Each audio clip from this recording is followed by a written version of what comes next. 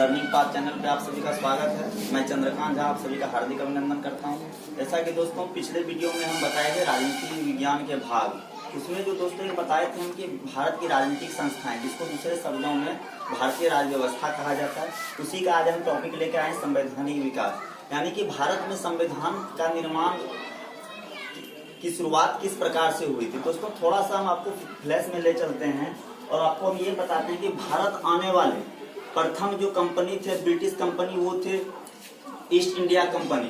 लेकिन उसके लिए 1600 ईस्वी में भारत आने वाले प्रथम जो अंग्रेज थे वो कैप्टन हॉकिंस थे, जो जहांगीर के दरबार में आए थे और एलिजाबेथ के द्वारा वो एक चार्टर बनाया गया था, जिसके द्वारा कंपनी को ये अधिकार दिया गया था कि भारत में वो अपना व्यापारिक गतिविधियों को संचालित कर सके। और दोस्तों ये जो कि बाद में यही व्यापारिक कंपनी जो है भारत के शासन व्यवस्था में अपना दखल देने लगा और सबसे पहला जो एक्ट बना गया वो 1773 का रेगुलेटिंग एक्ट। इसके तहत सबसे सर्वप्रथम यह है कि बंगाल के गवर्नर को गवर्नर जनरल कहा जाने लगा, जो कि प्रथम गवर्नर जनरल कहलाए आपका वारेन हेस्टिंग्स। और कंपनी पर संसदीय नियंत्रण की स्थापना हुई और 1774 में 1773 के एक्ट के तहत 1774 में उच्चतम न्यायालय की स्थापना कलकत्ता में की गई, जैसे आज के समय दिल्ली में थी। और दोस्तों उसमें भारत मुख्य रूप से 3 प्रेसिडेंसी में बटा हुआ था। एक कलकत्ता प्रेसिडेंसी, दूसरा आपका था मद्रास प्रेसिडेंसी और बॉम्बे प्रेसिडेंसी। तो मुख्य रूप से बंगाल प्रेसिडेंसी का ही जो है गवर्नर जनरल वारेन हेस्टिंग्स बना।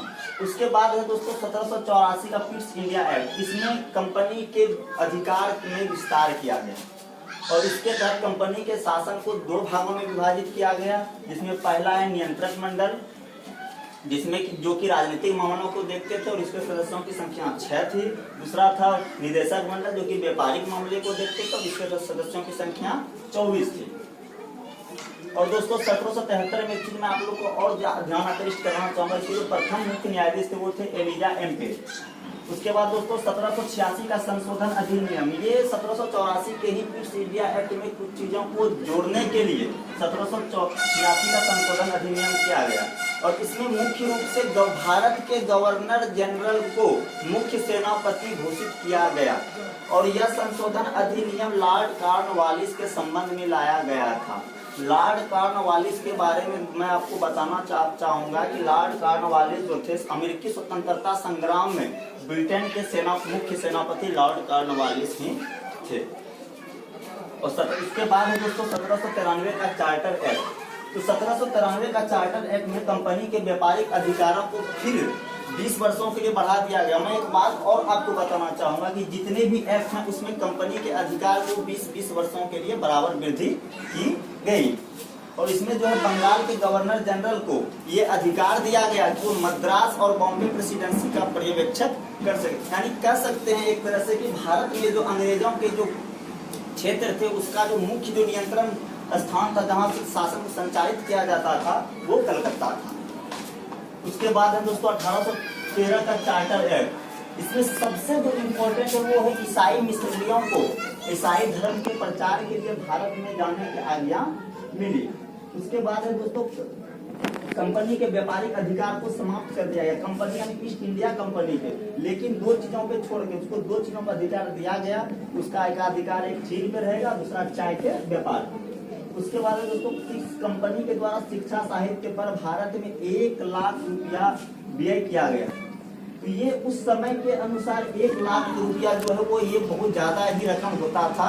और इसके पीछे अंग्रेजों का मकसद ये था कि ये शिक्षा के क्षेत्र में काम करके भारतीयों का सहानुभूति अंग्रेजों के प्रति प्राप्त करें, लेकिन वास्तव में कहीं न कहीं शोषण को ही बढ़ाने का एक प्रयास। उसके बाद है दोस्तों 1833 का चार्टर एक्ट। तो 1833 के चार्टर एक्ट में महत्वपूर्ण है कि आप जैसे कि आप लोगों को पता होगा कि भारत में सती प्रथा का अंत लॉर्ड विलियम बेंटिक के द्वारा किया गया और उसके मुख्य अग्रणी नेता जो थे वो राजाराम मोहन राय थे। और उसके बाद भारत में जाति वर्ग के आधार पर जो सरकारी नियुक्ति में भेदभाव जो होता था उसको भी 1833 के चार्टर एक्ट के तहत समाप्त कर दिया गया और दास प्रथा को गैर कानूनी घोषित किया गया। इसी में 1843 में 1833 के चार्टर एक्ट के तहत ही दास प्रथा का उन्मूलन एलन बरो के द्वारा किया गया। इसी में 1833 में एक और चीज है बहुत, जो कि बहुत ही इंपॉर्टेंट है और प्रत्येक एक कॉम्पिटिटिव एग्जाम में कहीं ना कहीं बहुत बार सवाल पूछा जा चुका है। बंगाल के गवर्नर जनरल को भारत का गवर्नर जनरल बना दिया गया। ये बहुत इंपॉर्टेंट दोस्तों, थोड़ा ध्यान दीजिएगा कि बंगाल के गवर्नर जनरल को भारत का गवर्नर जनरल बना दिया गया। और भारत के जो प्रथम गवर्नर जनरल कहलाए वो कहलाए लॉर्ड विलियम बेंटिक। उसके बाद है दोस्तों गवर्नर जनरल की परिषद में एक विधि सदस्य लॉर्ड मैकाले की नियुक्ति हुई। दोस्तों इसको थोड़ा ध्यान दीजिएगा, लॉर्ड मैकाले, यही लॉर्ड मैकाले हैं जो कि भारतीय शिक्षा व्यवस्था को पूरी तरह से बदल दिया था। और इस मैकाले के द्वारा ही अंग्रेजी शिक्षा पद्धति की शुरुआत की गई थी और ये एक विधि सदस्य के रूप में भारत आए थे। उसके बाद चीन तथा चाय पर जो कंपनी का एकमात्र एकाधिकार बचा हुआ था ईस्ट इंडिया कंपनी का, वो भी ब्रिटिश क्राउन के द्वारा समाप्त कर दिया गया। उसके बाद है दोस्तों 1853 जो का चार्टर अधिनियम, जो कि